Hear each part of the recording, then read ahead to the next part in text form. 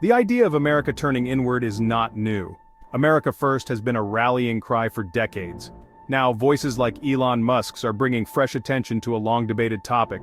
Should the United States leave NATO and the United Nations? Musk, known for his bold vision and disruptive ideas, has publicly backed the concept of AmerExit. This stance aligns with sentiments from some corners of American politics, particularly those who believe international organizations undermine U.S. sovereignty. This debate is not confined to the fringes. It's a topic that resonates with a segment of the American public, reflecting a broader questioning of the U.S. role in the world. Is it time for America to prioritize its own interests above all else? Or do these international alliances remain vital to global stability and American security? The potential consequences of such a move are enormous, with implications for global security, international relations, and America's standing in the world. As the debate intensifies, it's crucial to understand the arguments on both sides and the potential ramifications of such a consequential decision. Formed in the aftermath of World War II, NATO, the North Atlantic Treaty Organization, has been a cornerstone of Western defense for over 70 years. The alliance, based on the principle of collective defense, has served as a bulwark against aggression and a guarantor of stability in the North Atlantic region. NATO's founding treaty, signed in 1949, enshrined the idea that an attack on one member would be considered an attack on all. This collective security arrangement was a direct response to the threat posed by the Soviet Union and its allies in the Warsaw Pact. The collapse of the Soviet Union in 1991 raised questions about NATO's continued relevance. However, the alliance adapted to the changing security landscape, expanding its membership to include former Soviet bloc countries and taking on new missions, such as peacekeeping in the Balkans and counterterrorism operations in Afghanistan. NATO's role in the 21st century continues to evolve, with a renewed focus on emerging threats such as cyber warfare and hybrid warfare. The alliance remains a vital forum for consultation, cooperation, and collective defense among its members. The United Nations, established in 1945 in the shadow of World War II, embodies the aspiration for a more peaceful and cooperative world. Founded on the principles of international law, human rights, and collective security, the UN provides a forum for dialogue and diplomacy among its 193 member states. At its core, the UN aims to prevent conflict, promote sustainable development, and uphold human rights. It does so through a complex web of specialized agencies, programs, and funds, each addressing specific global challenges. The UN's peacekeeping operations, for example, have played a crucial role in mitigating conflicts and saving lives in some of the world's most volatile regions. The organization also leads global efforts in areas such as poverty reduction, disease control, and environmental protection. Despite its limitations and criticisms, the UN remains an indispensable platform for international cooperation. Its role in addressing transnational challenges, from climate change to pandemics, underscores the need for multilateral solutions in an increasingly interconnected world. Leaving international organizations like NATO and the UN is not as simple as it might seem. The process is fraught with legal complexities and legislative hurdles that make a clean break challenging. Treaties, like the one that established NATO, are binding agreements under international law. The U.S. Constitution further complicates matters. Article 2 grants the President the power to make treaties, but only with the advice and consent of the Senate. This means any withdrawal from a treaty requires not only the President's approval, but also a 2/3 majority vote in the Senate. For the UN, the process is slightly different. As a founding member and permanent member of the UN Security Council, the US cannot be expelled from the organization. However, withdrawing from the UN Charter, the treaty that establishes the organization, would follow a similar process to withdrawing from NATO, requiring both presidential and Senate approval. These legal and legislative safeguards are in place for a reason. They are designed to prevent rash decisions and ensure that any move to withdraw from a major international agreement is carefully considered and debated. Section 5. A divided House experts weigh in. The debate over whether the United States should leave NATO and the UN has ignited a firestorm of controversy, with experts across various fields offering sharply contrasting viewpoints.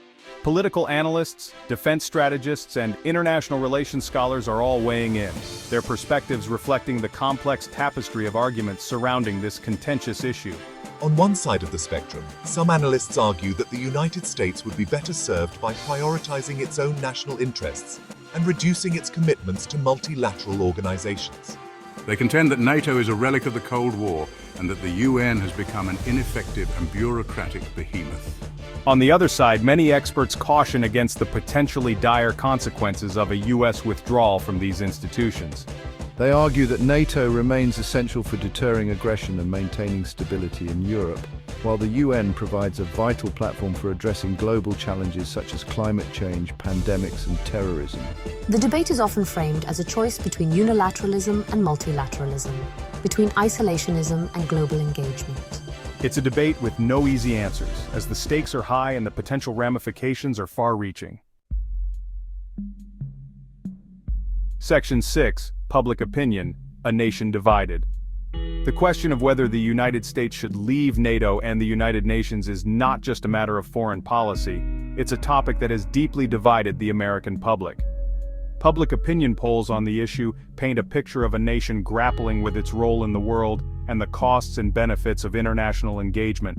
Surveys consistently show a partisan divide on the issue, with Republicans more likely than Democrats to support a U.S. withdrawal from international organizations. This partisan gap reflects broader disagreements about the role of government, the importance of American leadership in the world, and the perceived threats facing the country.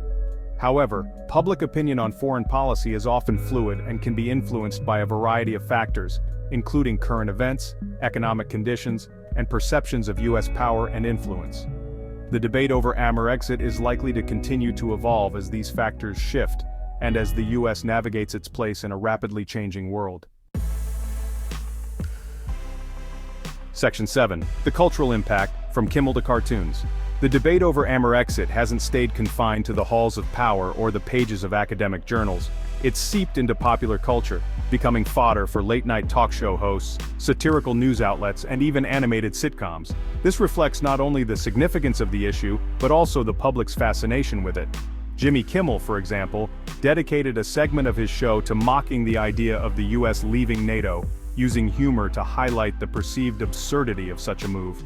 Political cartoons, with their knack for simplifying complex issues, have also seized on the topic, often depicting Uncle Sam turning his back on the world or entangled in the red tape of international agreements.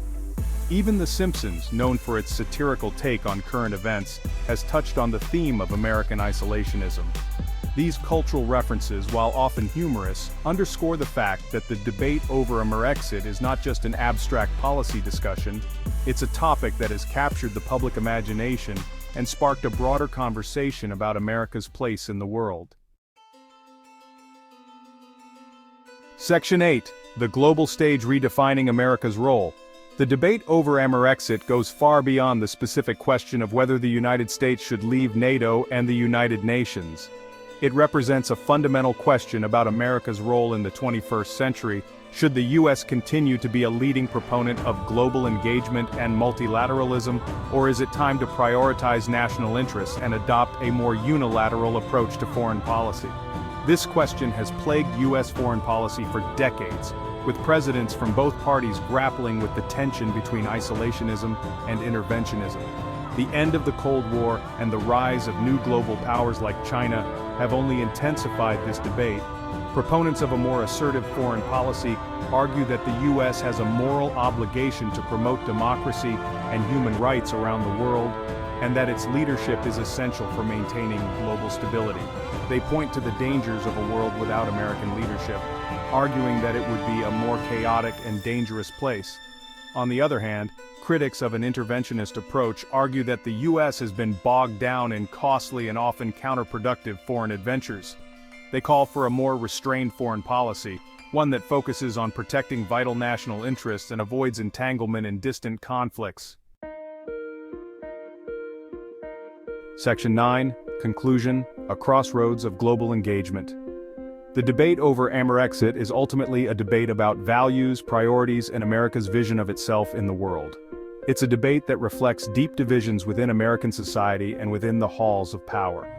As the United States navigates an increasingly complex and interconnected world, the question of how to balance global engagement with national interests will remain a defining challenge. There are no easy answers, and the stakes are high. The decisions made in the coming years will have profound consequences, not only for the United States, but for the world. Will the U.S. continue to uphold its long-standing commitments to international alliances and institutions, or will it chart a new course, one that prioritizes unilateral action and a more inward-looking approach to foreign policy? The answer to this question will shape the global landscape for decades to come.